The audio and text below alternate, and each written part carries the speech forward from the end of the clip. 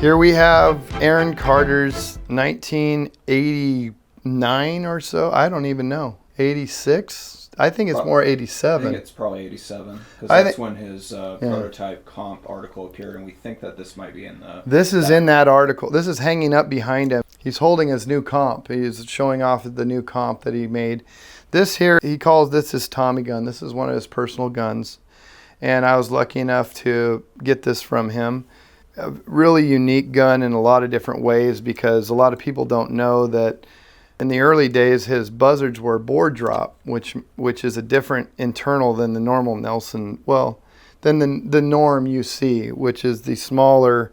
I don't have one out here, but so they're bore drop instead of breech. They're bore drop, and those that know. But this is a bore drop buzzard with a totally custom front grip on it that's been welded. It's not plastic. Everything here is made out of aluminum, and it's anodized gold. It's a two-tone anode job here in the stock, in the back of the stock, and up here in the front of the Tommy gun here, the handle. But it's really not a buzzard, though. It's a Nelson bore drop. Well, this is the ideas of where the buzzard was going to come from, is guns like this, the guns that tell the story of the old days. Look at the frame. Look at that, the frame we have on there, and these custom grips.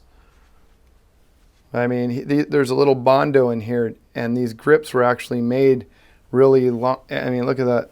It's because, I don't know if you've ever seen Aaron's hands, but Aaron has some monstrous hands. He's also left-handed. So this is where this gun comes from. This is an original Derek Obataki trigger shoe that he actually made back in the day. Really cool piece. Really, it has a lot of history behind it. And this is a true Aaron Carter owned gun and played with gun. So where was the first time you saw this? This was hanging up. I went to his house one day, and it was hanging up in his garage. And I asked him about it, and he gave me a little story about, how old it was and what it meant to him, because this is the beginnings. This is, one of the very first guns that he ever made like this. And he just kept it. Why sell it? I'm just going to keep it. And with all the work he did in all this, if you really look at all the cutting and welding and all the stuff he had, it's really a unique piece. It looks ported like it's a Tommy gun barrel on it. And then with all this and the two-tone, he really put work into this.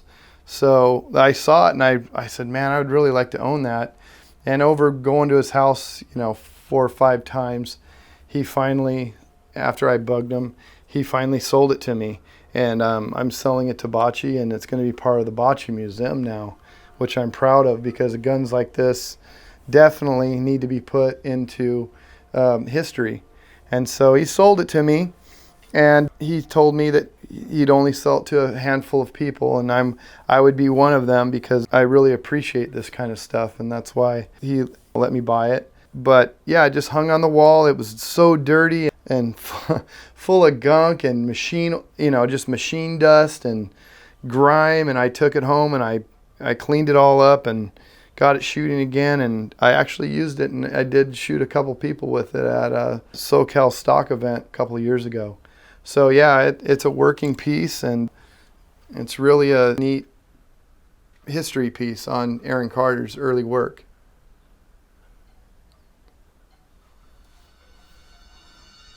Tommy gun.